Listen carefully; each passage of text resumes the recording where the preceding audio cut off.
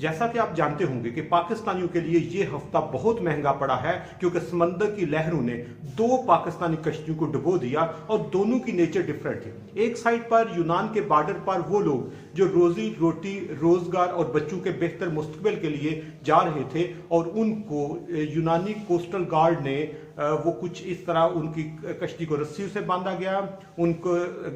जो कश्ती है उसमें सुराख किए गए, डी ट्रैक करने की कोशिश की, उससे डूब गए, जिसमें 400 पाकिस्तानी शामिल थे, जो एक बहुत बड़ा हादसा है पाकिस्तान की तारीख का भी और यूनान की तारीख का भी।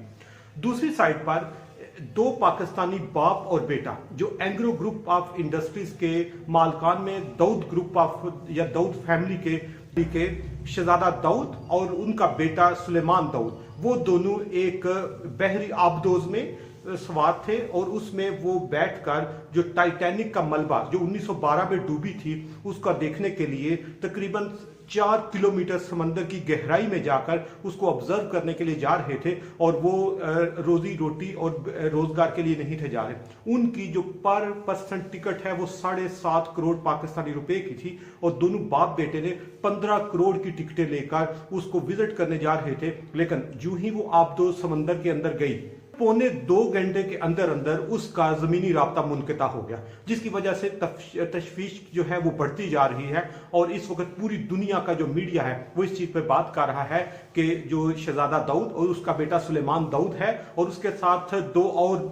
बिजनेसमैन हैं, जो आप कह सकते हैं कि इसमें जो 5 लोग सवार थे इस आबदोज में, वो 5 अरबपति थे, अरबों डॉलर्स के वो मालिक थे। और वो जब उनकी कश्ती जो लापता हुई है, अभी तक उसे कोई कांटेक्ट नहीं हो रहा, और उसमें सिर्फ 96 आवर्स की ऑक्सीजन होती है, उसके साथ उसकी जो सेफ्टी एंड सिक्योरिटी है, उसके सारे जो मामलात हैं उन पर आज हम बात करेंगे कि क्या इस वक्त जो शहजादा दाऊद और उसका बेटा सुलेमान दाऊद है उनके कोई बचने के चांस हैं, कश्ती किस पोजीशन में है, क्या टाइटैनिक जो है उसके साथ वो पहुंचे या नहीं पहुंचे, उस पर बात करेंगे। और सबसे पहले नंबर पर आपको ये बताता जाऊं कि जो 1912 में टाइटैनिक डूबी थी उसको विजिट कराने के लिए ये टाइटन नामी एक कंपनी ने एक आबदोज लॉन्च की, और ये 2019 से 21 तक उन्होंने एक्सपेरिमेंट किए, और 21 के बाद रेगुलर ये लोगों को टाइटैनिक विजिट कराकर वापस ले आते थे, और ये उनकी एक रूटीन चल रही थी। लेकिन इसमें 2-3 इश्यूज बड़े सीवियर हैं, जिसमें सबसे पहले नंबर पर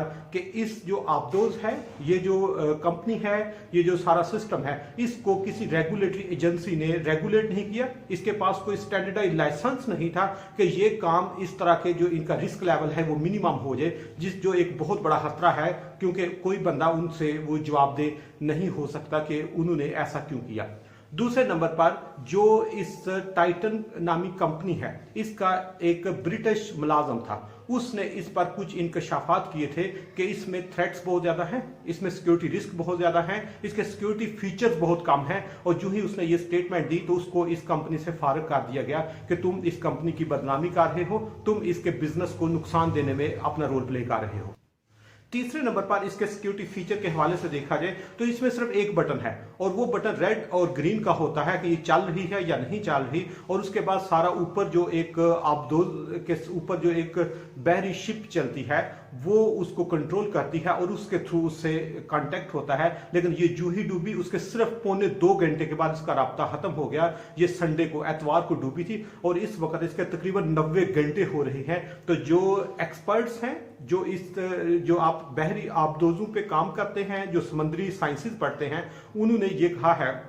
कि जिस वक्त उससे राब्ता मुनक़ता हुआ तो समंदर के अंदर क्योंकि बहुत ज्यादा तूफान चल रहे होते हैं, बहुत ज्यादा पानी का दबाव इतना ज्यादा होता है कि शायद उन्होंने इस कश्ती का जो तकरीबन आपको अंदाजा होगा कि 20 फीट तक एक बड़ी वैन के बराबर कश्ती है, वो कहते हैं कि समंदर की अगर कोई बड़ी लहर हो, ज्यादा तूफान हो, तो ये इसका बचना मुश्किल है, ये वहां पे क्रैश हो सकती है। ये पहली चीज वो बता रहे हैं। दूसरे नंबर पर ये कह रहे हैं इसमें टेक्निकल अगर फॉल्ट आता है तो ये पता नहीं कहां से कहां तक चली जाए, इस पे कोई वो उसके पास ऑप्शन ही नहीं है कि उसको कंट्रोल किया जाए। और तीसरे नंबर पर ये भी कह रहे हैं कि ये 1.25 घंटे से 2 घंटे तक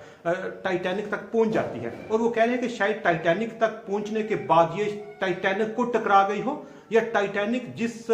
वो समुद्री तोदा जो उसके अंदर बर्फ का पहाड़ था उससे टकराई थी, शायद उससे ही ये टकरा के वो क्रैश कर गई हो। लेकिन इसमें अगर एक साइड पर जब उनका जो ब्रिटिश कंपनी का मुलाजम है उसकी आप बयान को देखें, या दूसरी साइड पर जो साइंटिस्ट हैं, तीसरे नंबर पर जो रिसर्चर हैं, चौथे नंबर पर जो इस तरह की कंपनियां चला रहे हैं या इससे पहले जो विजिट करके आए हैं, वो भी कह रहे हैं कि इसमें कुछ ना कुछ फ्लॉज थे, कुछ ना कुछ ऐसी चीजें थी। उन सब की बिना पर हम ये कह सकते हैं कि इस वक्त रिस्क लेवल बहुत मैक्सिमम है, बहुत ज्यादा रिस्क है। और यहाँ पर इन सारे एविडेंस को अगर इकट्ठा किया जाए तो ये लग रहा है कि जो शहजादा दाऊद और उसका बेटा सलमान है, उसके बचने के चांसेस बहुत मिनिमम हो चुके हैं, क्योंकि एक साइड पर उसकी ऑक्सीजन खत्म हो रही है, दूसरे नंबर पर उसके सिक्योरिटी फीचर इतने नहीं हैं, तीसरे नंबर पर अभी उन्होंने कैनेडियन कंपनी को एक सिग्नल आया है और उस सिग्नल में सिर्फ चंद एक आवाजें भी नहीं, वो थोड़ी सी वाइब्रेशन टाइप कोई चीजें हो रही हैं, जिससे कोई अभी तक ये क्लियर भी नहीं हो रहा ये वाकई उस कश्ती की है या कहीं और से आ रही है। तो इसलिए इस तरह का जो रिस्क है, इस तरह के जो सिक्योरिटी फीचर्स हैं, इनको इंश्योर करके, और इस स्पेसिफिकली अगर समंदर में या इस तरह की जो रिस्क लेवल जहां पे मैक्सिमम होता है वहां पर रेगुलेट करना बहुत जरूरी होता है, वहां पर सिक्योरिटी फीचर को इंश्योर करना बहुत जरूरी होता है। और आज हम टेक्नोलॉजिकल एडवांस एरा में रह रहे हैं, हमें टेक्नोलॉजी को यूज करके समंदर से ऊपर या समंदर से नीचे या हला में उन सारी चीजों को कंट्रोल करना मुश्किल नहीं है, लेकिन अगर इसको इंश्योर करने के लिए स्टेट अपना रोल प्ले करे तो रिस्क लेवल बहुत मिनिमम हो सकता है। क्योंकि ये जो हादसा है ये छोटा सा नहीं है, ये पाकिस्तान के एक बहुत बड़ा जो ग्रुप ऑफ इंडस्ट्रीज है उनका एक हादसा है, ये अमेरिकन कंपनी की रिप्यूट का मसला है, या ये बहुत सारे जो बिलियनर हैं, जो बहुत बड़ी बड़ी फैमिलीज हैं, बहुत बड़े बड़े बिजनेस टाइकॉन्स हैं, उनकी रिप्यूट का मसला है। इसलिए इन चीजों को सीरियसली लेना चाहिए ताकि इनको इस तरह के हादसा से बचाकर सर्वाइवल को मैक्सिमम किया जाए।